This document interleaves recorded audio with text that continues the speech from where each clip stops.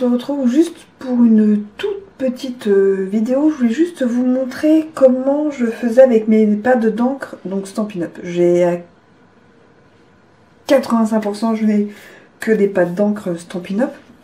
J'ai surtout ceux-là en fait, parce qu'avant il y avait un autre modèle avec un rebord. Et quand j'ai commencé à être démo Stampin' Up, ils ont sorti en fait ceux-là. Donc les autres, genre en avoir 3 ou 4 quand j'étais seulement cliente. Et quand je les ai pris en solde aussi, enfin en fin de série. Alors en fait moi, mes pads d'encre, donc il y a toujours des étiquettes qui sont derrière, comme je vous montre. Hop, là vous voyez, vous avez des étiquettes qui sont derrière. Et j'en mets toujours une sur le côté. Parce qu'en fait, je les range les unes au-dessus des autres. Non, c'est un pad, donc les uns au-dessus des autres. Et comme ça, je connais, je vois la couleur que c'est. Donc j'en mets toujours un ici. Et j'en mets toujours un ici. Parce que comme ça, quand mon pad est ouvert, je sais quelle couleur c'est. Donc voilà comment moi j'organise mes pads d'encre. Donc je voulais vous montrer. Donc ceux-là, ils sont déjà faits parce que j'ai fait au fur et à mesure. Ça, c'est les 3 que j'ai achetés et que j'ai pas encore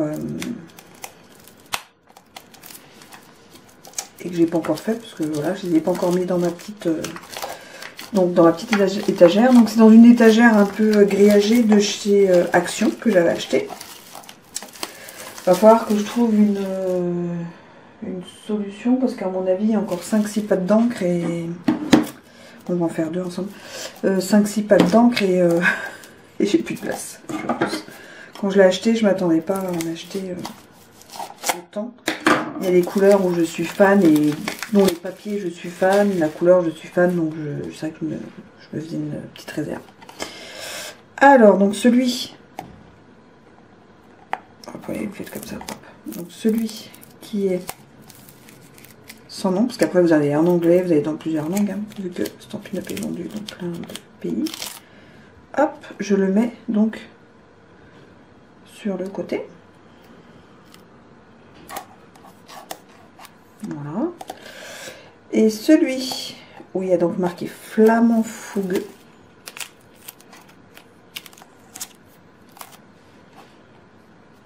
je le mets dessus.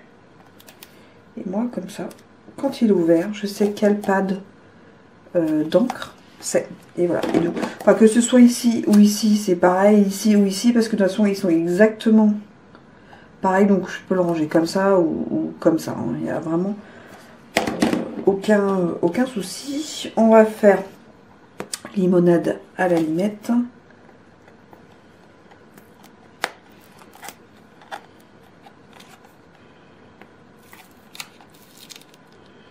Et ça prend quelques secondes à faire, quoi. Et c'est franchement très pratique. Parce que si vous devez sortir tous les pads d'encre pour savoir lequel vous avez envie, ou s'il faut le refermer parce que vous n'êtes pas sûr que ce soit celui que vous voulez, parce que quand on bricole, on peut avoir 1 ou 2 pads d'encre ouverts. Ou même quand on bricole avec les copines, on n'ouvre pas toutes le même pad d'encre et on ne sait plus lequel est ouvert et fermé et lequel utiliser. Et donc voilà. Après les autres, je les laisse derrière parce que ils peuvent servir plus tard. J'ai pas encore l'idée, donc je les enlève pas. Des fois, avant, à un moment, je mettais aussi là, mais comme je les range pas dans ce sens-là, ils me servent à rien. Donc on va faire le dernier ensemble, comme ça vous avez vraiment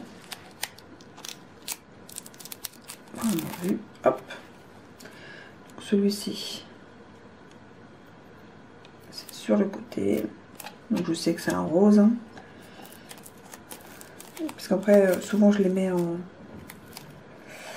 les jaunes ensemble, les verts ensemble, les bleus ensemble, les roses ensemble.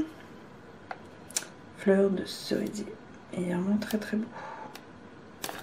Et voilà. Et du coup, comme ça, on va les mettre dans le bon sens. Hein, déjà, ce serait bien. Comme ça, voilà, je les range et je sais quelle couleur c'est. Et quand je les sors, je peux ouvrir mon pad d'encre. Je sais que c'est fleur de cerisier. Et voilà pour mon petit truc rangement à moi. Allez, à plus dans une vidéo. Tchuss!